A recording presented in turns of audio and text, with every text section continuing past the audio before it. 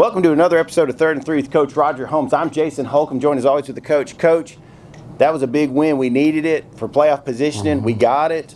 Very impressed with the way the boys came out again and attacked early. I think it was 29-0 or something like that at the end of the first quarter, 50-0 at the half. Obviously the W is what we're looking for, but tell me, what were the things that you saw out of that game that has you feeling like we're heading in the right direction toward the playoffs? Well, Jay, I felt like that's kind of one of those trap games a little bit. We know that we've got to win that game, and it guarantees us a home field game in round one. It gives us an opportunity to play for a region championship. And our guys handled it very mature. They were ready to go when they came out of the locker room, and I think in all three phases again this past week we played very solid football, and hopefully we're going to be able to reach our goal, and that's by the time we get to game 11, we're playing our best football. That's the mantra I've heard from you for around 20 years now, and it's something that we still stick with here at Dublin Football. I'd be remiss if I didn't want to send out continued prayers for Jarvis Wiggins, our player who was injured during the game. I know he had surgery the other day. Supposed to get to come home today. Good. And got to get over and visit with him a little while Saturday afternoon. He was in good spirits and talking about he can't wait to get back rehabbing and get back on the field. And, it's as hard as you want to be and as tough as you want to be as a football coach. You got to be on kids about playing through the nicks and bruises and this and that, but it does hurt you and bothers you when you see one go down like Jarvis did. But he'll bounce back because he's got the right attitude. Man, that's what I was going to say. When you said he was in good spirits, he's never not in good spirits. That's what makes him such a blessing for our football team. And I want to go ahead before we even get to the player of the week. I want to thank our folks at Optim, having people like that available to you, and then all the folks that we have at the hospital and everywhere that are able to support folks like Jarvis. But get well, Jarvis. We're ready to have you back. Just get well, come support. Very hopeful for you. But speaking of Optim, we need to check out who our Optim player of the week was for last week.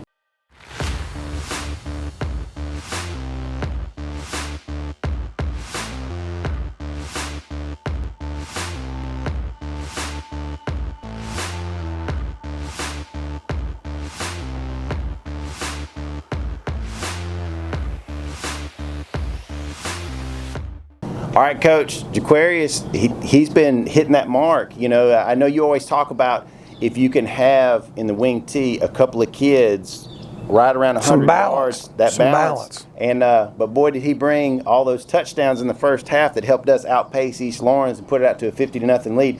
Talk about what having Jaquarius on the ball club this year's meant, especially in his leadership role. Well, I think Jaquarius, not because he wants it to be or nobody's been tabbed that way, but he's kind of our team leader. He's been through the battle, he's been through the wars. An example being he was a quarterback last year and we moved him to running back. He don't care. Put me where you need me. He's been a linebacker. Now he's a DB. He's returned kicks. He punts. Does a little bit of everything. Tremendous football player. And he's the type of young man that you can build a program around because not only is he a good player, but he's intelligent, he's smart, he's team first. And those are qualities that you can't do without. Yes, and he's just a phenomenal young man. I love talking to him, and obviously he's cut from a good cloth. The Evans family, they don't make bad children, that's for sure. But Coach, we got to have Jaquarius on point this week, along with the rest of our Fighting Irish squad, as we take on one of the better football programs in our classification, not just in our region. You talk about the things that we need to do this week against the Swainsboro Tiger team that's undefeated and is really pounding the ball on some people. Well, Jay, after watching the films, we kind of feel like, and I say this in all honesty, I don't think I have coached against a football team that has the number of players on their team that can take it to the house on any given play. They've got 5 football players that are all capable of making you miss in open field and then outrun you. As a matter of fact, 4 of those kids, and they're all on the team this year, were the 4x100 meter relay state champions in Georgia last year. So not only that, they're very solid up front on both sides of the football. They are one of the 2 or 3 class programs in our classification. There's no question about it. We'll have to play extremely well, but it is in the Shamrock Bowl. Yes, it is. And we've got our fans will be here, I believe, in masses trying to cheer this group on, and maybe we can get a break or two along the way and make it close and have a chance to win it. Also, our oldest rival. I don't think people realize that. We've been playing them, I think, since the first year of Dublin football, and it's always been a fun game. It rarely is it a blowout. Every once in a while it is, but most of the time it's those 7-6. It's competitive. Most schools are a lot alike, obviously about the same size, being in the same classification.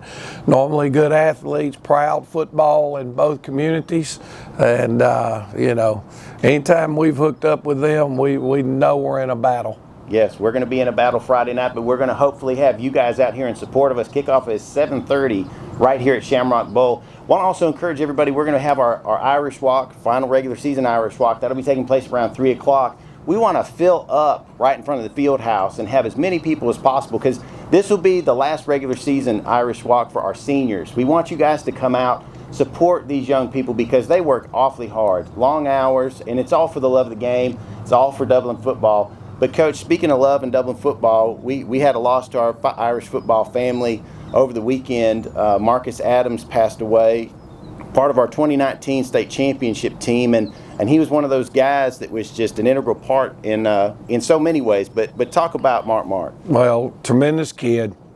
wanted to excel. He really was a competitor.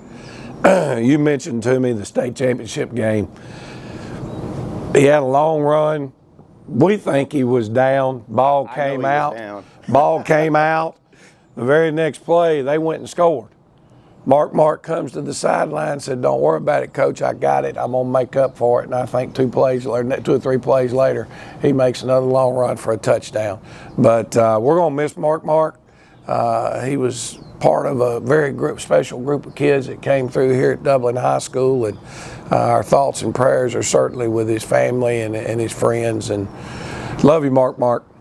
Yes, we do, and we just want to thank him for what he brought to this football program, and y'all be thinking about his family right now, and be sure to come out this week and support our Fighting Irish, this year's seniors, because it'll be senior night right here at the Bowl, 7:30 p.m. kickoff. This has been 3rd and 3 with Coach Roger Holmes.